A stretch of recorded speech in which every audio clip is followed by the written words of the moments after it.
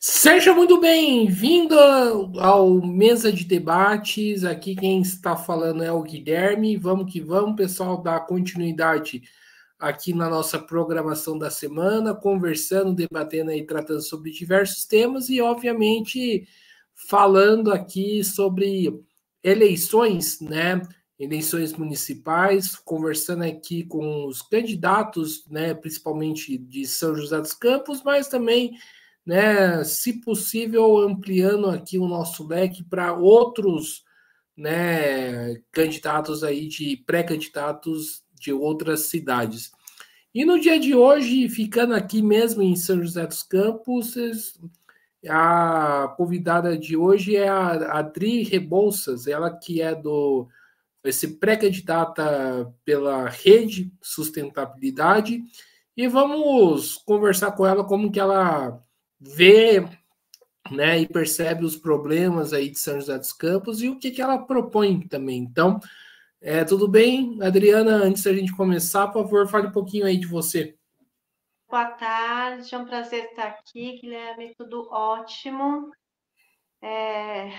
Dentro do possível, né? Porque nossa cidade tem passado por alguns perrengues bem complicados com relação às causas sociais, ao desrespeito aos direitos das mulheres e assim vai, né? Eu sou chefe de cozinha por amor, eu sou publicitária de formação. Acabei fazendo, né, no momento da minha vida, eu fiz uma mudança de carreira, atuei na gastronomia por vários anos aqui em São José, a gente teve um restaurante até fevereiro último, e acabamos optando por ampliar a nossa atuação através da política. E esperamos, assim, que a gente consiga olhando para tudo que vem acontecendo, não só em São José, mas no Brasil como um todo, né? E com relação às emergências climáticas, a necessidade da gente mudar o nosso olhar, e a necessidade da gente aumentar a representatividade feminina, é que eu estou me colocando nessa pré-candidatura. Maravilha. Então, Adri, explica um pouco aí para gente, né? Por que da escolha do Rede, né? Como que você enxerga esse partido, essa organização política, né? E por que você se identificou aí com a Rede? Na verdade, Guilherme, eu entendo, né, essa questão partidária como algo bem complexo. E eu de 5, 6 anos de idade, eu tenho uma ligação muito grande com a terra, com o plantar, com o colher, com o meio ambiente como um todo. Eu perdi meu pai muito cedo, né? E nós acabamos indo para o interior. E na casa da minha avó tinha um quintalzão. Então, a gente entende essa coisa do meio ambiente de uma forma diferente. Eu sempre tive essa ligação. E aí, dentre todas as propostas, né, a gente vê, eu fui acompanhando o crescimento da rede ao longo dos anos, e eu fui vendo que, dentre todos, né, os pontos positivos e negativos que todos os partidos têm, a rede, nesse momento, é o mais necessário, né? E a gente vem falando da necessidade de ter um olhar de desenvolvimento, sim, mas desenvolvimento sustentável há muito tempo, muito antes de todas essas catástrofes que vêm acontecendo, muito antes das pessoas começarem a se ligar nesse assunto, né? E eu entendo assim que nós, seres humanos, nós somos um todo com esse meio ambiente. A gente tem o hábito de separar, né? Meio ambiente é uma coisa, população é outra, desenvolvimento é outra, mas na verdade está tudo interligado. E hoje, mais do que nunca, a gente depende de conseguir um equilíbrio entre essas forças. E a rede me trouxe muito essa visão, um olhar mais abrangente, né? Não só para o capital, não só para o meio ambiente, não só para as necessidades sociais, mas um olhar disso tudo no mesmo pacote. Perfeito, Adri. E eu gostaria que você desenvolvesse um pouco mais essa ideia, né? Como, né, a gente pode relacionar aí, né, preservação do meio ambiente e o chamado desenvolvimento econômico, né? Como é possível conciliar as duas coisas e como que isso é feito? Eu acredito que é possível, sim. Eu não sou uma estudiosa, né? A gente, inclusive, vai ter uma abordagem nesse sentido na segunda-feira, lá no Hotel Monreale. Mas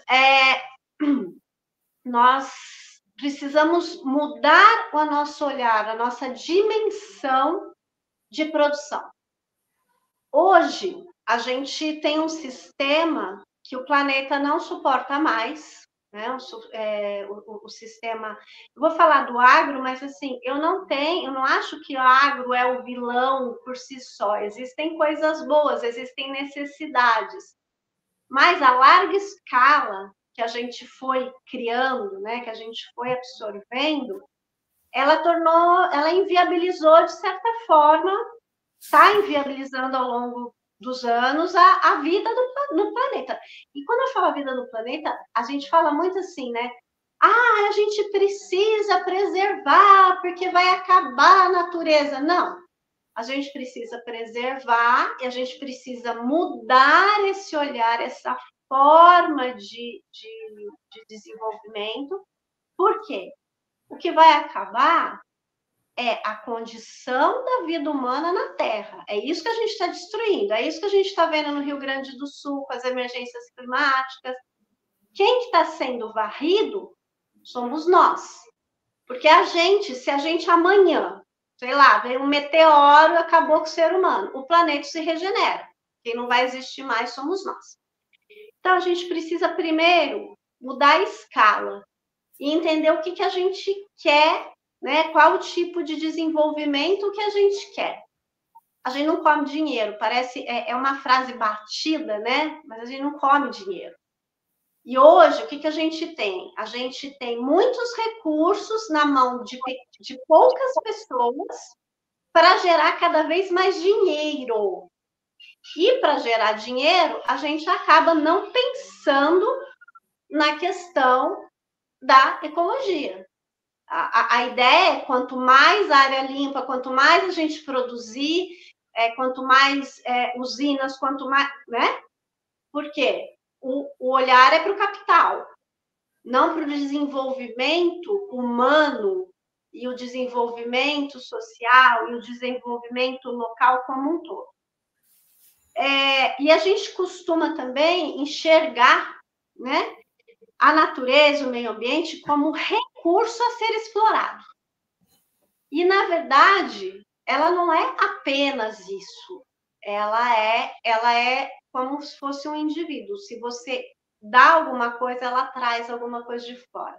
Se eu só pegar, uma hora ela vai se exaurir. Então, o que a gente vê? Qual que é a minha visão particular sobre isso, né? É nós criarmos, a gente já tem alguns mecanismos. Por exemplo, o que está começando a surgir muito forte atualmente? A ideia da agroecologia, que é uma forma de você produzir alimentos sem veneno e preservando o meio ambiente. Você usa o seu entorno e produz em sistema de uma planta ajuda a outra. O que cai, a árvore que cai, ela vai virar matéria orgânica para virar o composto que alimenta a sua produção. Só que é óbvio que a gente não consegue fazer isso no modelo que nós temos hoje do agro, nessa escala muito macro. E por que a gente precisa dessa escala? A gente precisa, na verdade, dessa escala? Eu acredito que não. O que a gente precisa, hoje em dia, muito do que é produzido é desperdiçado, porque a gente não tem, a gente vai produzir lá no Rio Grande do Sul, aí a gente precisa que isso venha, né? Chegue até a nossa mesa. Nesse processo, esse primeiro processo, a gente já tem uma perda, depois ele vai lá para o supermercado, a gente tem outra perda, e com essas perdas, de perda em perda, a gente precisa cada vez mais produção para suprir essas perdas. Se nós focarmos no processo de agroecologia, num consumo local, no desenvolvimento de consumo local, num consumo mais consciente, a gente vai diminuir, né, a emissão de gases de efeito estufa, porque não vou precisar mais desse grande deslocamento. A gente vai, através da agroecologia, começar a fazer a recuperação das nossas matas, inclusive são essas as pessoas que, segundo a ONU, esse tipo, né, de produção de alimento, que é a produção do futuro e que vai combater a emergência climática, vai ajudar a combater, porque nós já chegamos num ponto que a gente nunca mais vai voltar ao que era antes, mas a gente consegue minimizar o que está acontecendo. Então, é possível. Se a gente começar a apoiar os produtores locais, a gente dá condições para essas pessoas sobreviverem da sua produção e diminuir essas distâncias. A gente resolve vários problemas, inclusive o problema econômico. Resolve, a gente começa a trabalhar isso, né? Resolver vai um tempo ainda. Adriana, você falou aí ainda na questão ambiental, né? Aqui em São José tem dois grandes exemplos de preservação, né, do meio ambiente, né? Um que é a região do Banhado, né, que é preservada, defendida aí pelos moradores e que tem produção, né, local, e outro é um assentamento aí do MST. Como que você vê esses dois exemplos, né?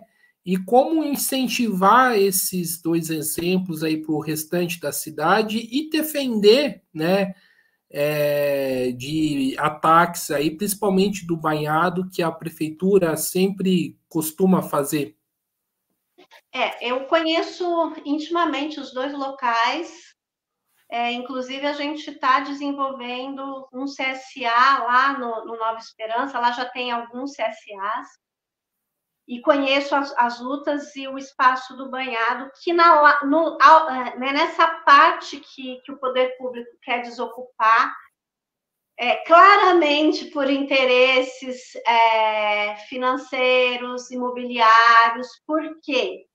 Só deixa eu fazer um parênteses para explicar, antes que alguém fale, mas eles invadiram, mas não sei o quê, mas a prefeitura quer preservar. O caso do banhado é um caso que já se arrasta há muito tempo. O banhado foi reconhecido por uma autoridade federal em 1970, já foi reconhecido, lá tinha uma estrutura maior, né?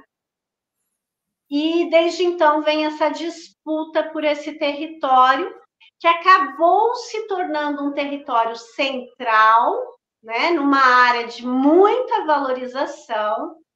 E outro parênteses, a parte do banhado que o poder público quer desocupar é a parte preservada, porque existe duas outras partes do banhado que são que tem especulação imobiliária e está tudo bem. Uma é a Esplanada do Sol, que é banhado, e tem lá o condomínio e está tudo certo, porque não é uma questão de preservação ambiental, é uma questão de criminalização da pobreza, né?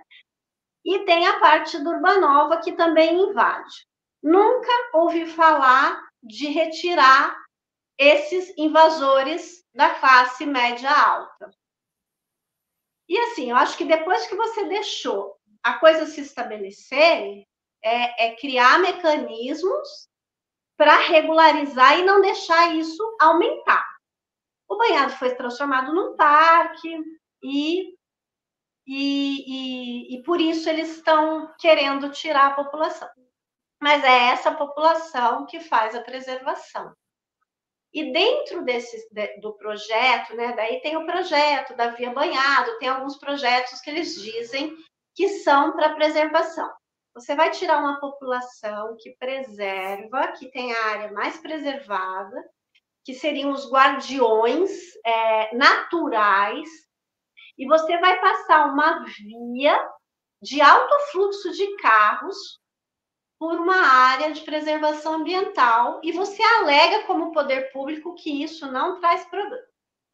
Segunda parte do projeto, toda aquela parte da concha, né, que é aquele, eu não sei como, me fugiu agora o nome, que é a parte da ribanceira, vai ser concretada. Como é que isso pode ser preservação ambiental? Então, isso é um ponto. Eu acho que o projeto que existe de regularização do banhado, de transformar, eu acho que a gente poderia transformar essa comunidade num ponto central de um trabalho social que realmente deu certo, aplicando aquele projeto que foi feito pelas universidades e trazendo a população para conhecer essas pessoas. Porque o que acontece? Se criou uma narrativa muito bem amarrada de que ali só tem bandido, mas ali tem famílias, são pessoas que foram cada vez mais empurradas e cada vez mais marginalizadas. E aí, muita gente não conhece a história. Há quantos anos aquelas pessoas estão? Que já são famílias de famílias, que gerações e gerações já ocuparam aquele território.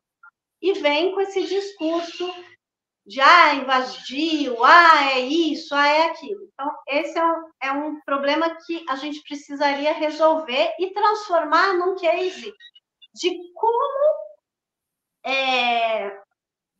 acolher a diversidade, porque eu acho que a gente tem muito problema.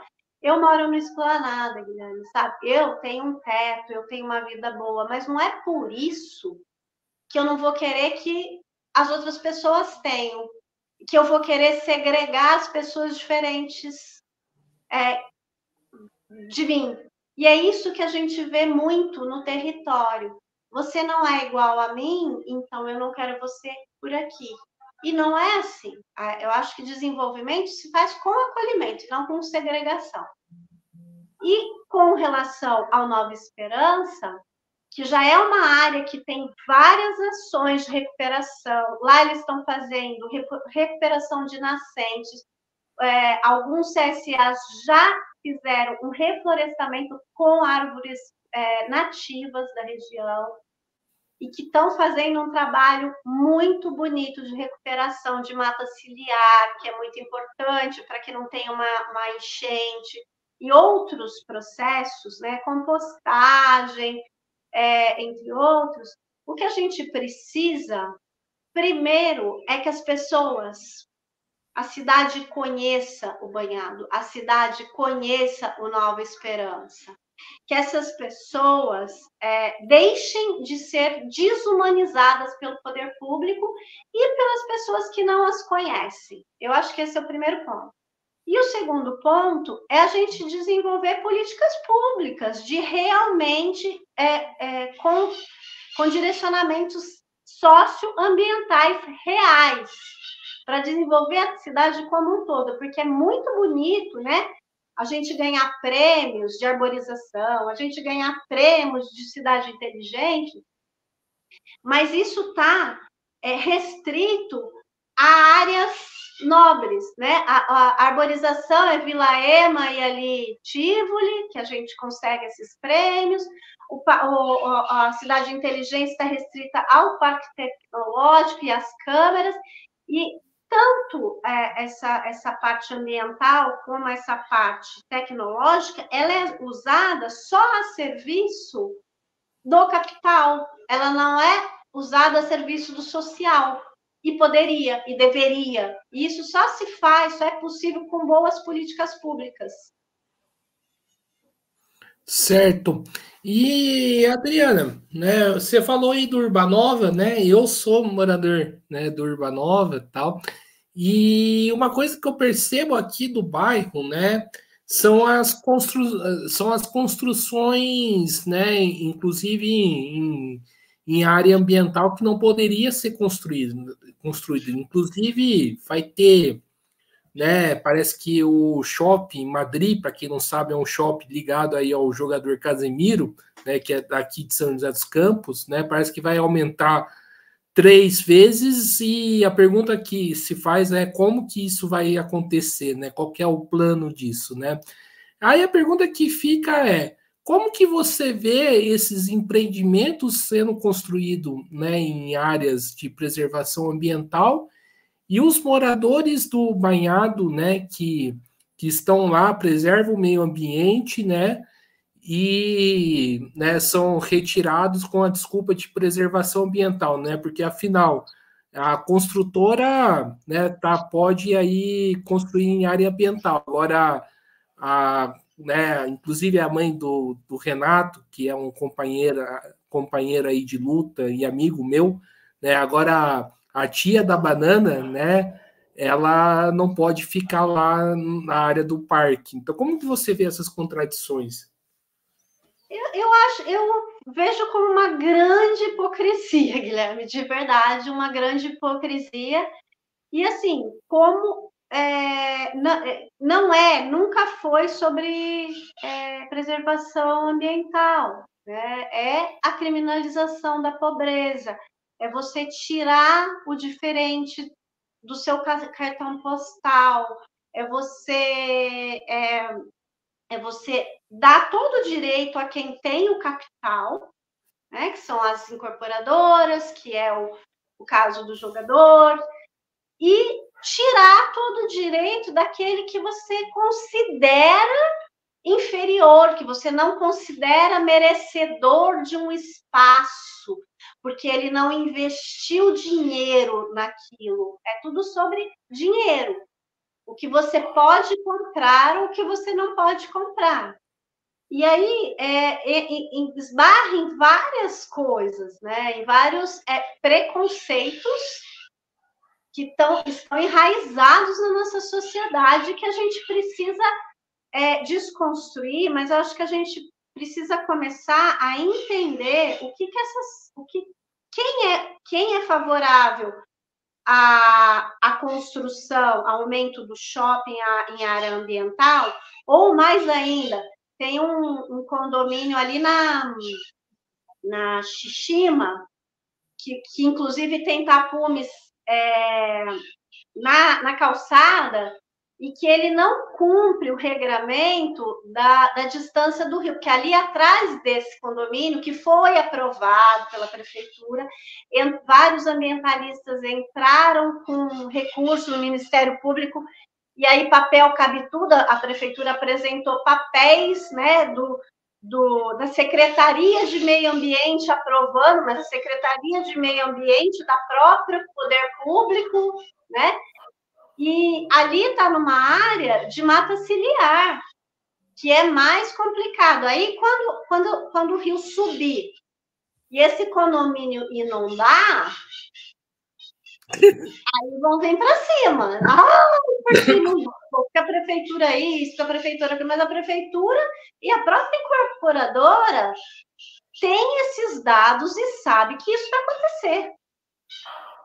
Mas alguém tinha o dinheiro suficiente para fazer alguém fechar os olhos para uma questão ambiental seríssima, regulamentada, e isso em épocas de emergência climática, né? Isso em épocas da tragédia do que a gente está vendo no Rio Grande do Sul.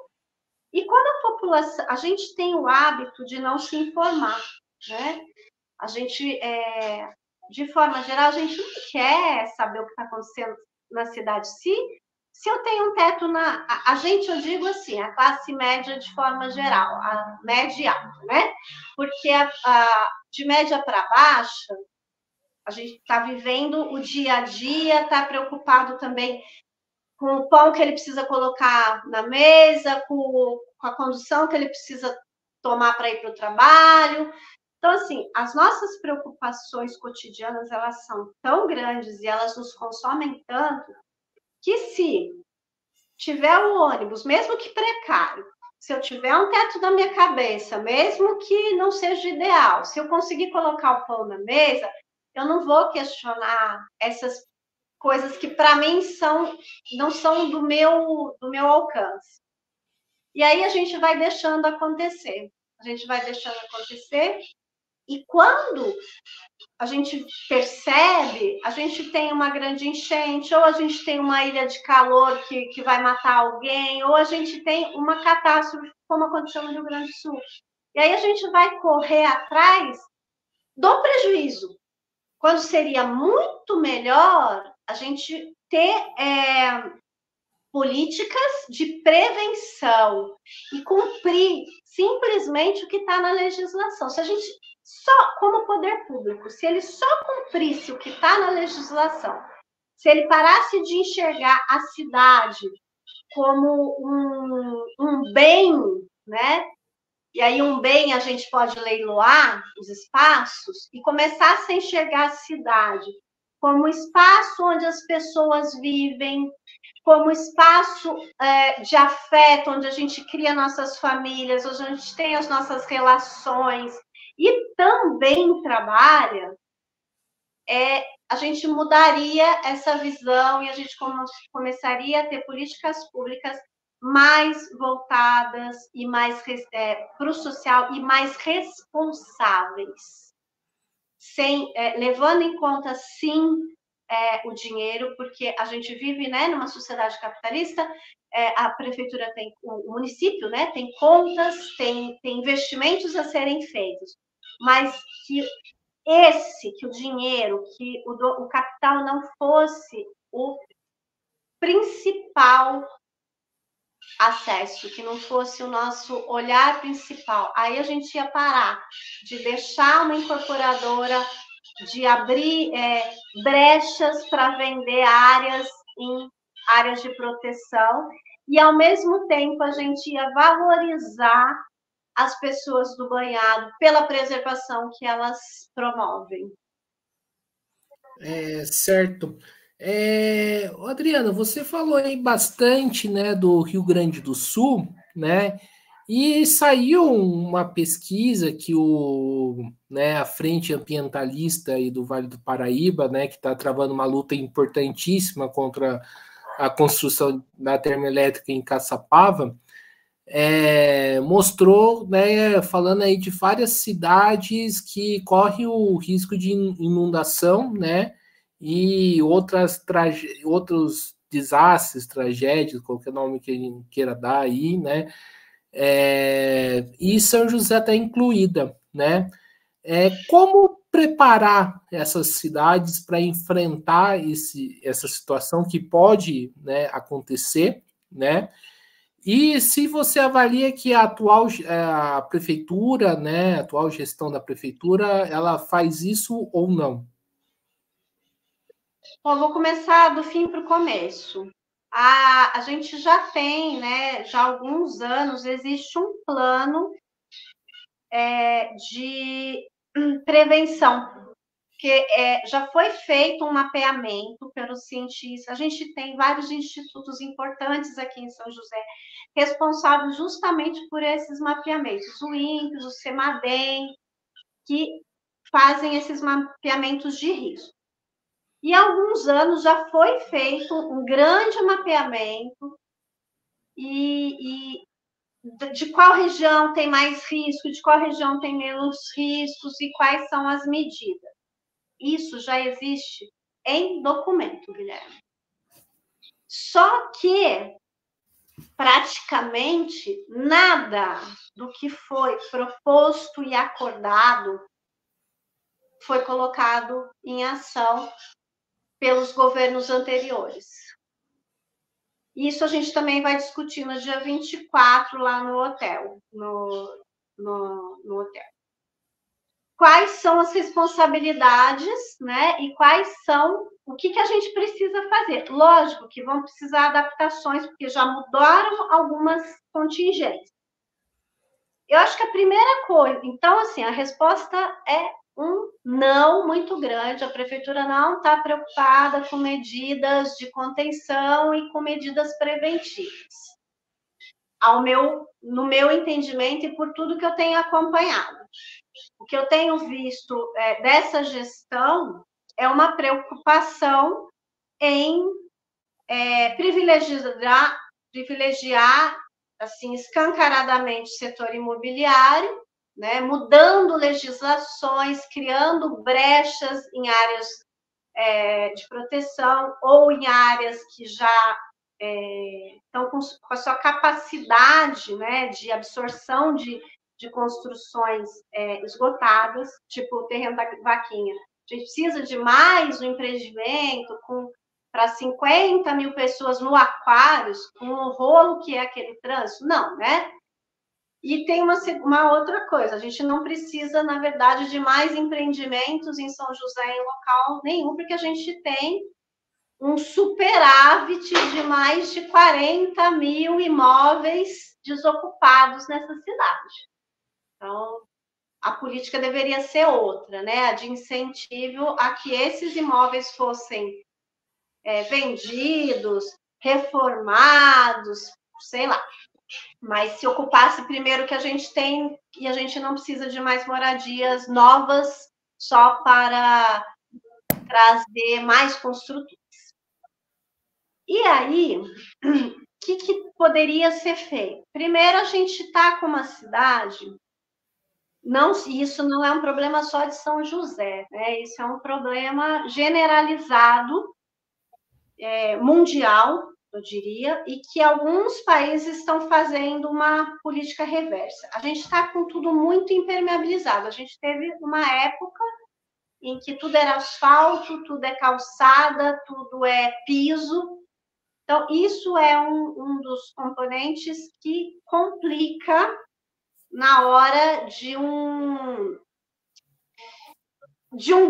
grande chuva ou de um sol, né, de um aumento de temperatura, porque essas áreas de asfalto, essas áreas de concreto, elas aumentam a temperatura, no caso de temperatura quente, e com relação às chuvas, elas não têm permeabilidade. Então, a primeira coisa, para mim, seria a gente diminuir essas áreas, ter um programa de jardins de chuva. A gente tem o hábito, né, de achar que tudo que vem de fora é lindo, mas a gente não copia as coisas boas, né? Já existem políticas de cidades esponjas. A gente começar a pensar isso. Nós temos áreas em que isso é possível, né? Criar áreas esponjas, criar jardins de chuva. Nós temos um outro problema aqui em São José com relação à crise hídrica, que a gente faz parte, né, da Bacia do Paraíba, e nós tínhamos uma área de compensação, de reposição de água do Paraíba muito grande, ali na região do, acho que, se eu não me engano, é do Jardim, não é do Jardim das Indústrias, não, é do Parque Tecnológico, é por ali.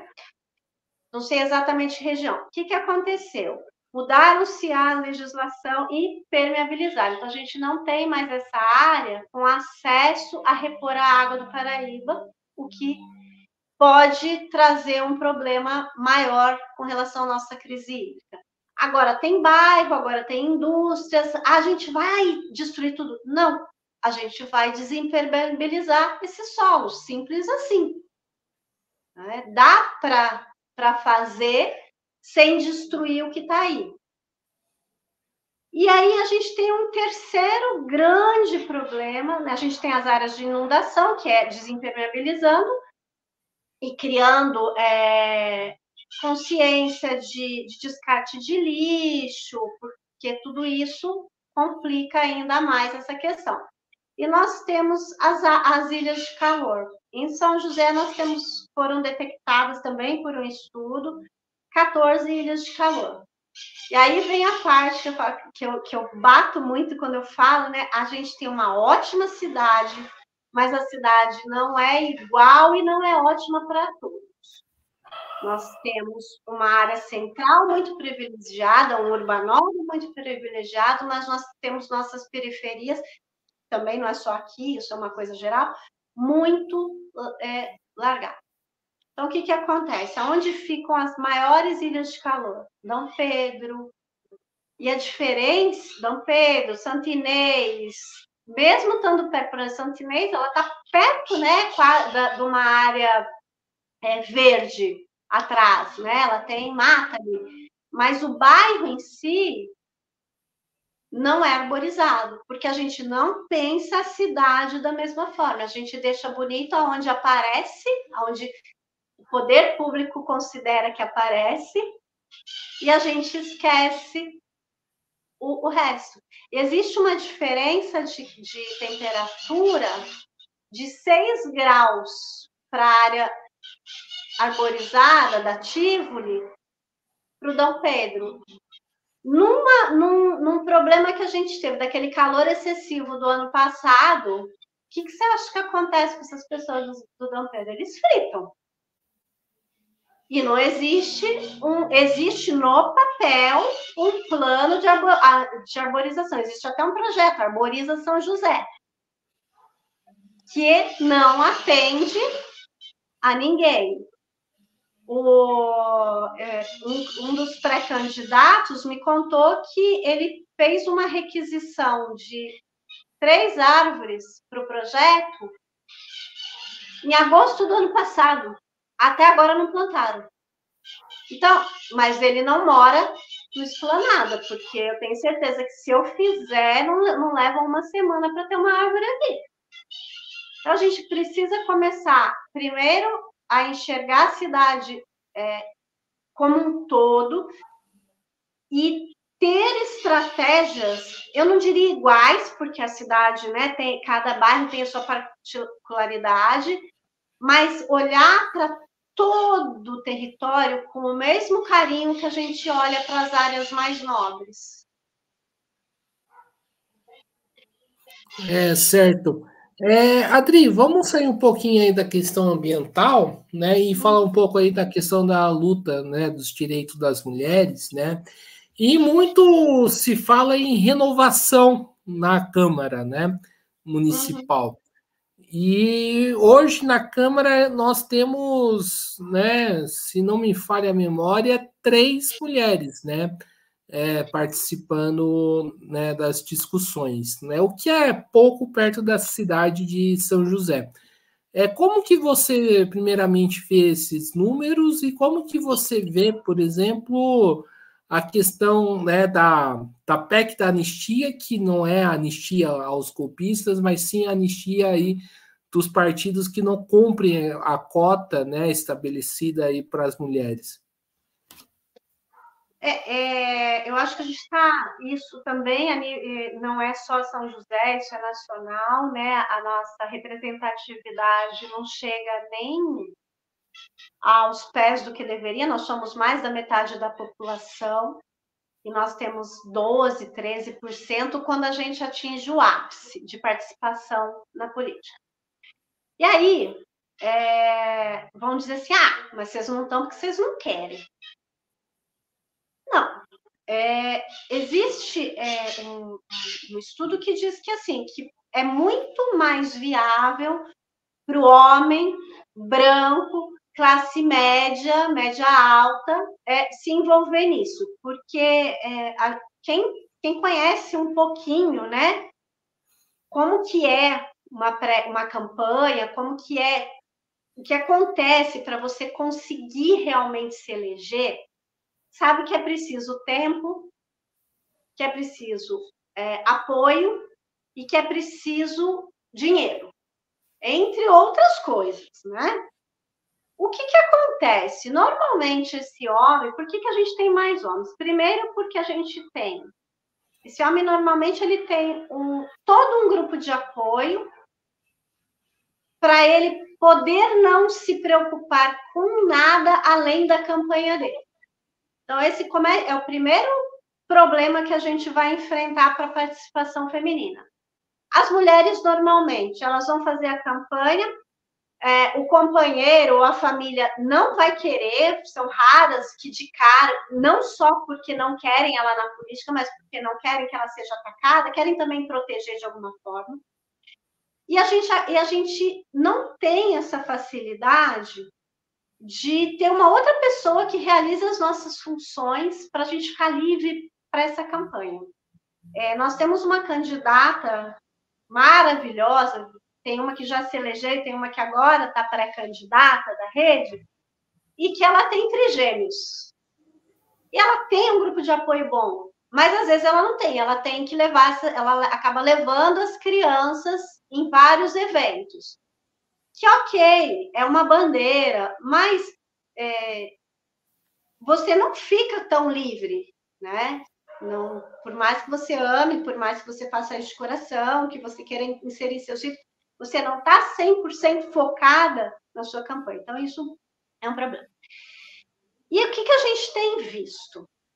A nossa Câmara, além de ter pouca representatividade, atualmente passa por um processo de misoginia, de violência política de gênero muito forte. Inclusive, hoje saiu um rios aí de um certo vereador, que eu prefiro não falar o nome, atacando a Amélia Naomi. Mas de forma, assim, vil, de forma violentíssima. Então, a gente ainda tem que lidar com esse tipo de coisa, né, no nosso dia a dia.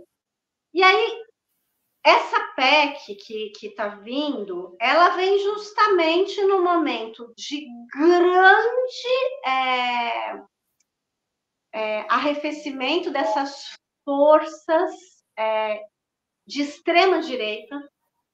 Né? E aí eu não vou dizer, eu acho que ser de direita está ok, você ser conservador está ok, mas no momento que isso entra dessa forma, numa forma de invisibilizar o outro, de tirar direitos já adquiridos, e direitos que foram adquiridos com muita luta, com muita dificuldade, e que ainda não são plenos, a gente está vivendo um retrocesso muito grande.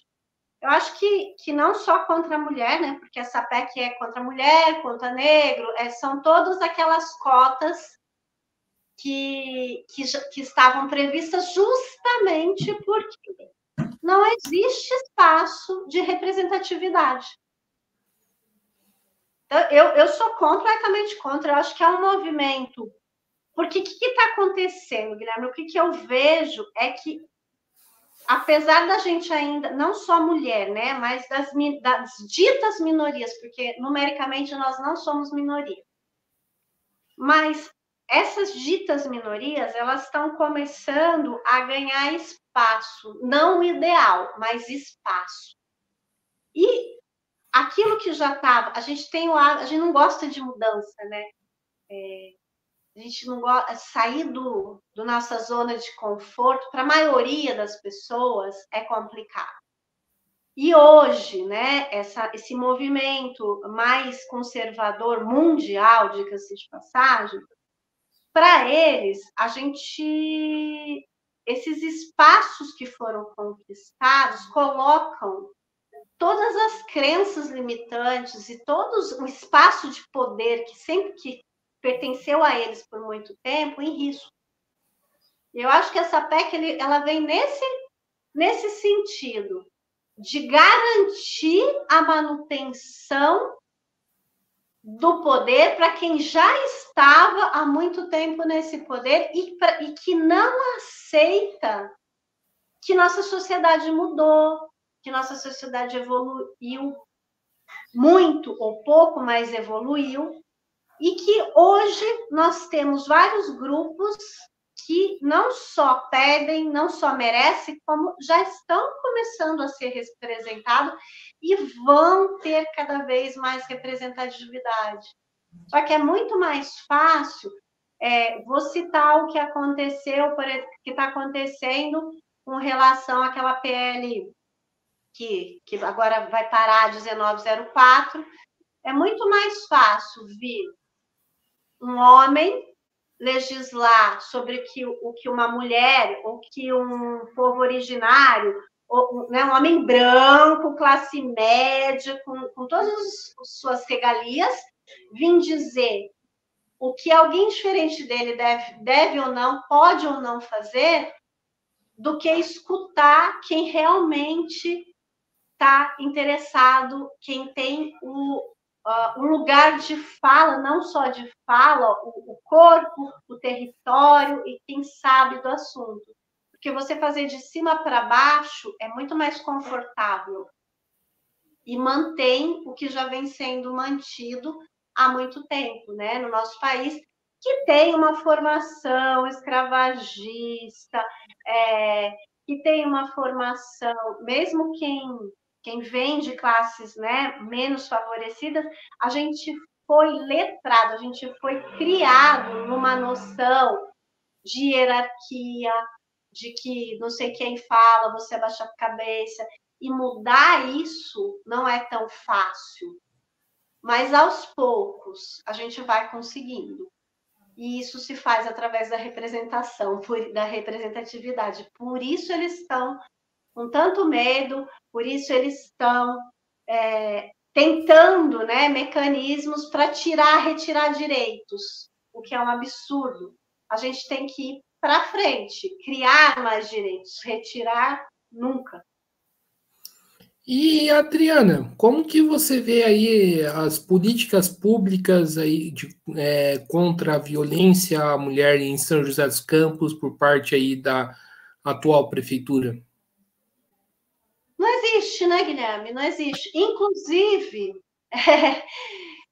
muito pelo contrário, né? A gente vê que o poder público, né, bate palma de pé para algumas coisas, mas por falta de conhecimento. Então, acho que primeiro a gente precisa explicar para as pessoas a necessidade disso. E a gente tinha o direito a ter, por exemplo, segundo a lei que foi estabelecida no Estado, São José, pelo tamanho, né, pela população, nós teríamos direito a ter uma delegacia da mulher 24 horas. Não foi implantado, porque não existe interesse dessa proteção. Se uma mulher fala qualquer coisa, ela é louca. Se uma mulher está no espaço de poder, com o mesmo poder, na própria Câmara, o vereador pode falar os absurdos que quiser, gritar com quem quiser. Quando é uma vereadora, ela vai para a comissão de ética, porque imagina, ela gritou, ela é louca, ela está descompensada. Então, gente, não existe política contra a violência, né, que acontece. Tanto que a gente aumentou, né? A gente aumentou a violência contra a mulher, a gente aumentou o homicídio na nossa cidade. Não existe política séria de prevenção. Eu acho que eu não vejo nenhuma área, de verdade. Posso estar equivocada, mas como cidadã, eu não vejo. Não vejo divulgação do caminho que uma mulher que sofreu violência deva procurar, porque assim, eu, por exemplo, na minha condição, eu sei buscar meus direitos, mas você vai colocar uma pessoa lá da periferia, sem instrução, que sofreu uma violência, ela não sabe nem a quem ela recorre, ela não sabe qual é o caminho, e a gente não tem campanhas, né, que tragam essas informações. Nós temos o direito, nós temos vários locais, a gente tem um projeto federal, que depois também foi para estadual e também veio para municipal, de dignidade menstrual. Nós temos, aqui em São José, mais de 50 farmácias cadastradas nesse projeto. Mas as nossas meninas não têm informação de como conseguir esse direito, porque não é do interesse. E isso é mais uma violência.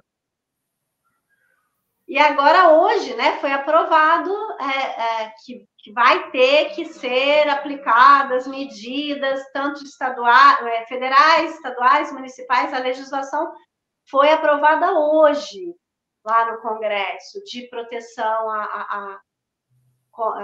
contra a violência, né? Mas a gente tem um plano? Desconheço. Certo.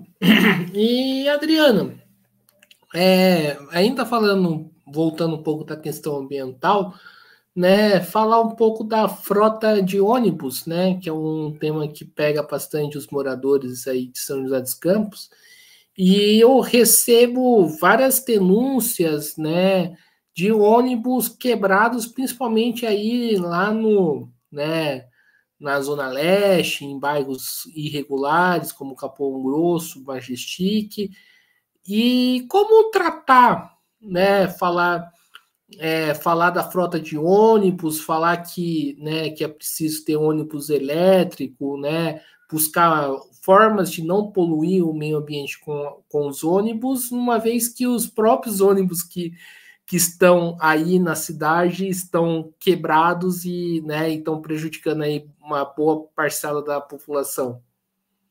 Então, Guilherme, vai mais uma vez por um problema de políticas públicas e, nesse caso específico, de gestão. Você sabia que o nosso contrato já acabou há mais de 2 anos, o contrato com as operadoras de ônibus, né, de transporte público aqui em São José, e ele não foi feita uma nova licitação, não foi feito um novo contrato.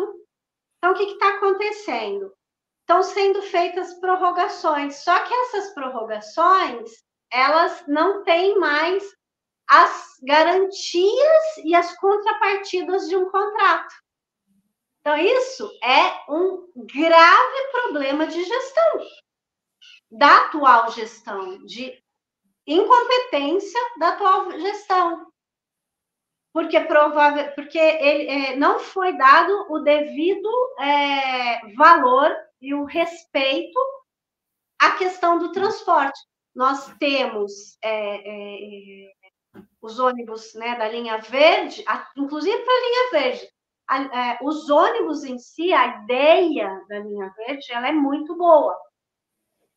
Só que o que se fez? Essa linha verde, assim como vários projetos, eles são projetos marqueteiros. Eles não são projetos para resolver um problema real da população. Porque eles colocaram, a gente tem pontos lindos, a gente tem ônibus ecologicamente corretos, né? Que num primeiro momento é um investimento bem alto, tá? Os ônibus da linha verde, eles são mais caros do que um transporte convencional, mas a longo prazo eles são mais econômicos e eles vão trazer um impacto ambiental positivo, vamos considerar assim. Só que o que eles fizeram? Eles passam numa área de menor movimento. Então, o que se fala muito sobre esses ônibus? Está sempre vazio. Não foi feito um estudo de onde a gente precisa melhorar o transporte. Foi feito um estudo de onde essa linha vai ficar bonita, né? Esse é um problema. E o problema dos ônibus quebrados sucateados e que não atende, não só isso, mas também, por exemplo, praticamente não existe ônibus aos finais de semana. Por quê? O poder público considera, né, e isso ele aprova, porque a quantidade de ônibus é um acordo entre, né, a detentora do contrato e a prefeitura. E cada vez mais a prefeitura apoia, né, que se diminua os ônibus aos finais de semana. Por quê? Primeiro, existe uma ideia completamente equivocada, né, que as pessoas só devem usar o transporte público para trabalhar. Mas a nossa Constituição garante o quê? O direito ao lazer. E a mesma pessoa que ela precisa de um transporte público para trabalhar, ela também precisa desse transporte para o lazer dela. Então, isso é um primeiro equívoco.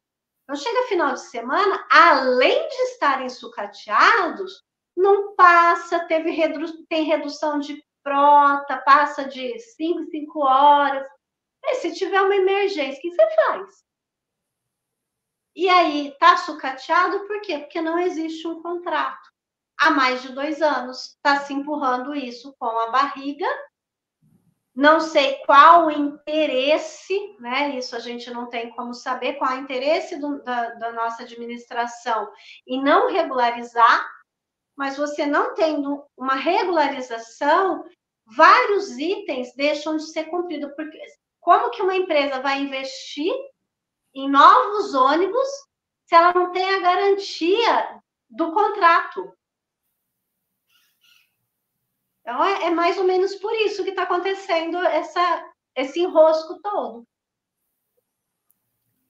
Certo. Então, para finalizar aqui a nossa entrevista, uma última pergunta, Adriana, né? Falar, né, da concessão, né, que na verdade é uma privatização, porque concessão aí de 25 anos é uma palhaçada, do Parque da Cidade, né, que é considerado aí um dos pulmões de São José dos Campos, tal, e é a parte aí do projeto da atual prefeitura querer privatizar o parque, né? Como que você vê essa questão, Adriana? Olha, Guilherme, a concessão em si de alguns dispositivos eu não sou contra. A gente tem o Vicente Aranha, que ele é uma concessão, né? Mas ele tem várias restrições de uso e teve algumas melhoras, teve algumas coisas que não são legais, mas ele tem algumas melhores.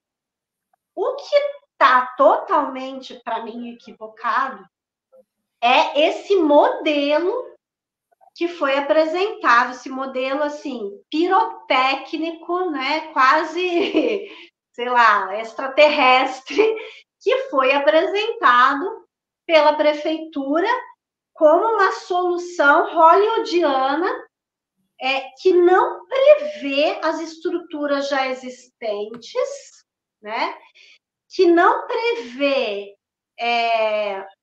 o entorno,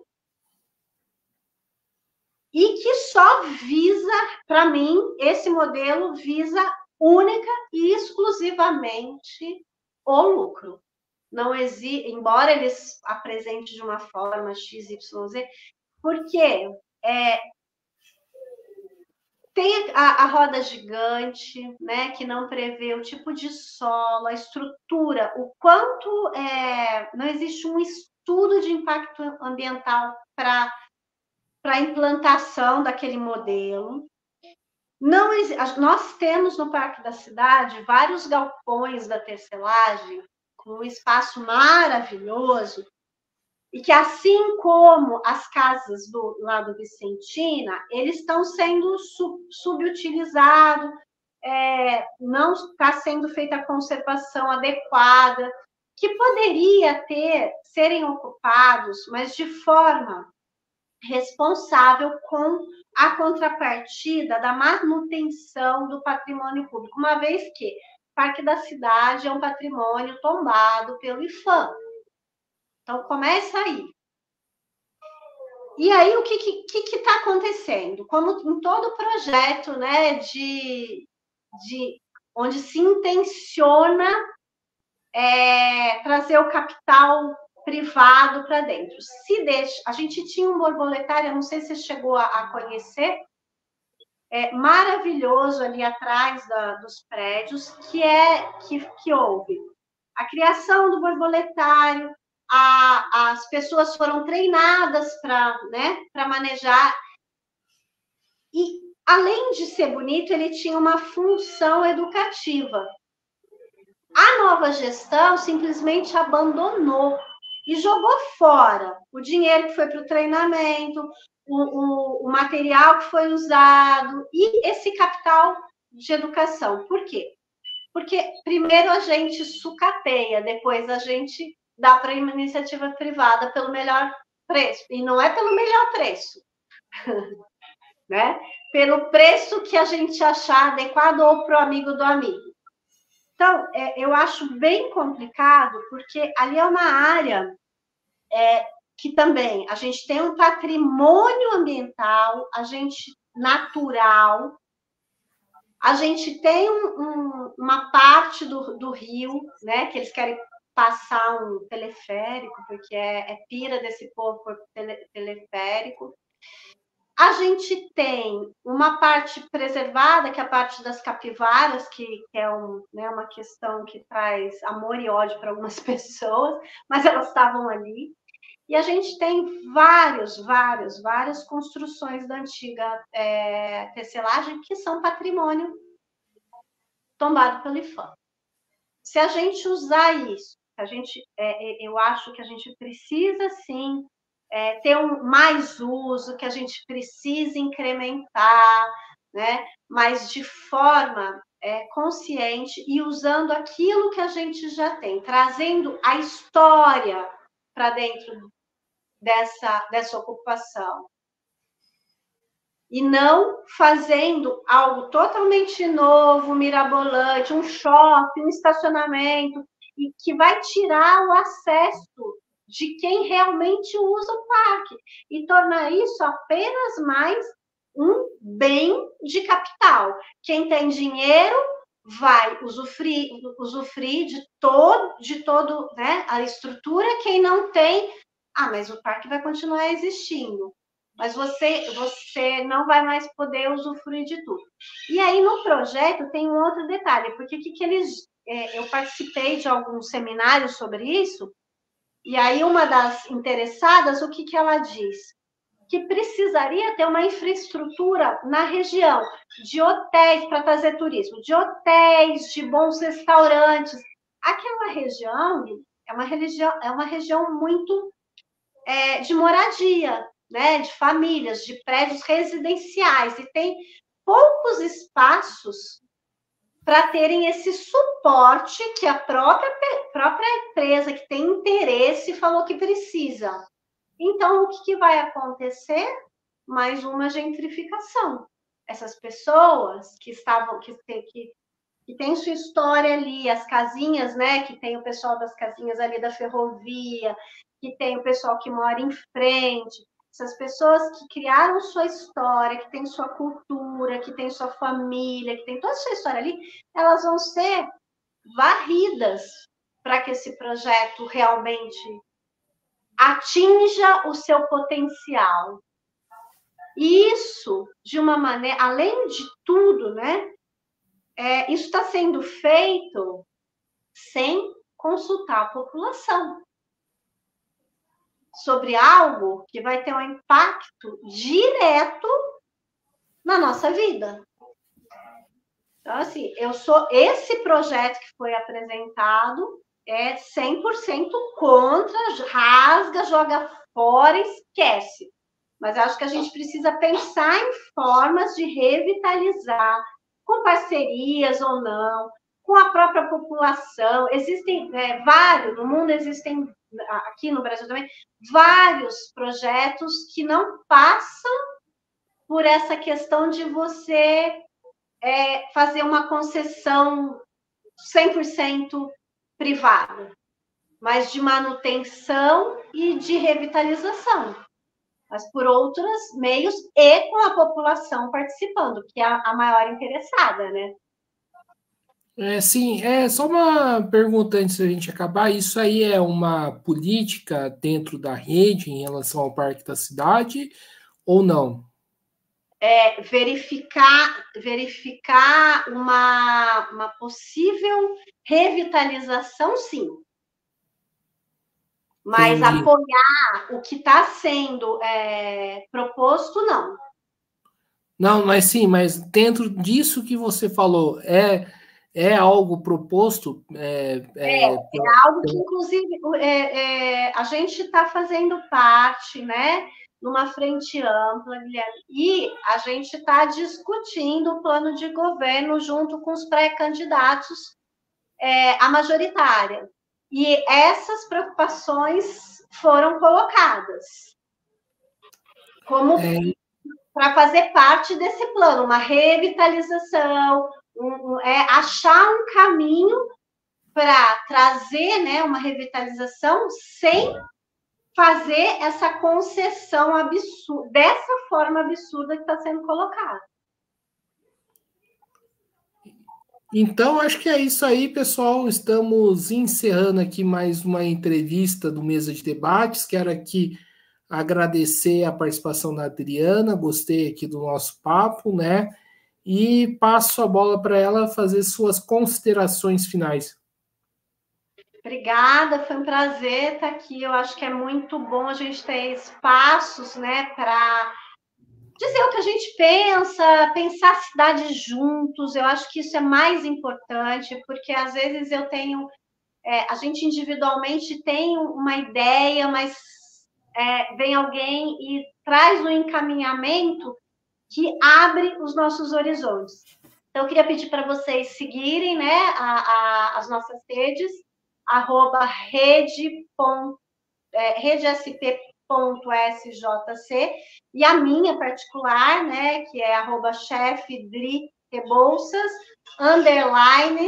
_rede_sjc, e a gente ir construindo esses saberes juntos, porque a cidade é feita de pessoas e a gente precisa escutar todo mundo, né? Não pode ser um direcionamento unilateral. E aí eu gostaria de contar com vocês nessa construção. Muito obrigada. Então é isso aí, pessoal. Mais uma vez agradecendo a Adriana, também agradecendo a você que estiver nos assistindo. Peço aí que se inscreva.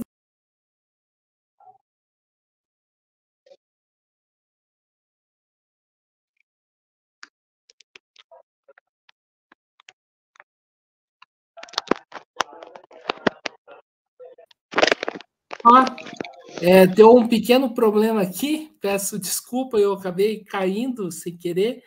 E eu, né, então, retomando aqui, peço que se inscreva, acho que agora vai, peço que se inscreva no canal podcast Mesa de Debates de Tudo Pouco, acompanhe o nosso trabalho, curta, compartilhe e comente esta e outras entrevistas, matérias, programas, e segue a gente nas redes sociais. Nós estamos no Facebook, TikTok, Quai e no Instagram. E quem puder, contribua aqui com o nosso Pix, 385-007-028-00 CPF. Então é isso aí, pessoal. Por hoje a programação se encerra. Um forte abraço e fui.